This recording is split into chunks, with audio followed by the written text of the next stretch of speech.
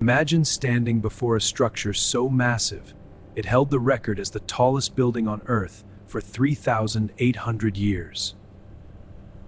The Great Pyramid contains 2.3 million stone blocks, each one weighing as much as a car.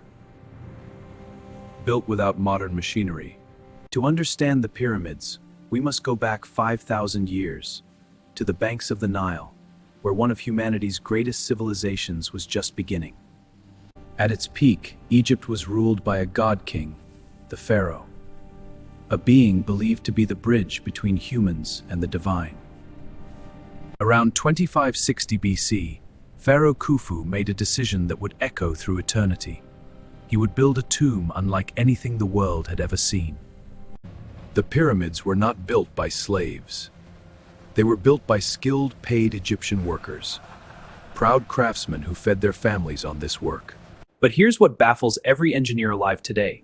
How did they move 2.5-ton blocks with such perfect precision without a single modern tool? The leading theory? A spiral ramp system built around the pyramid as it rose, dismantled after construction. No ramp has ever been found. The mystery remains. Inside the pyramid lies a labyrinth of passages. The king's chamber, the queen's chamber, and tunnels that align perfectly with stars.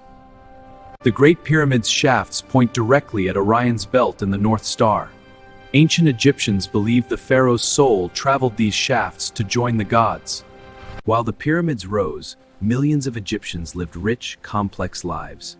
Farming, trading, writing, creating art that would survive 5,000 years. Guarding the pyramid stands the Great Sphinx, a lion's body, a human face, carved from a single ridge of limestone. Its nose, missing for 700 years. The reason? Still debated. The Egyptians invented one of the world's first writing systems, hieroglyphs. Over 700 symbols, deciphered only 200 years ago thanks to the Rosetta Stone. The Egyptians worshipped over 2,000 gods. Ra, the sun god. Anubis, guardian of the underworld. Each one governing a piece of existence. To reach the afterlife, your body had to be preserved. Mummification took 70 days. Organs removed, wrapped in a ritual of obsessive care. Here's a wild fact. Cleopatra lived closer in time to the moon landing than to the construction of the Great Pyramid. Egypt lasted that long. But like all great civilizations, Egypt couldn't last forever. Invasions from Assyria, Persia, and finally Alexander the Great swept through the Nile. In 30 BC, Rome conquered Egypt. Cleopatra, the last pharaoh, died by her own hand. 3,000 years of pharaonic rule ended in a single afternoon.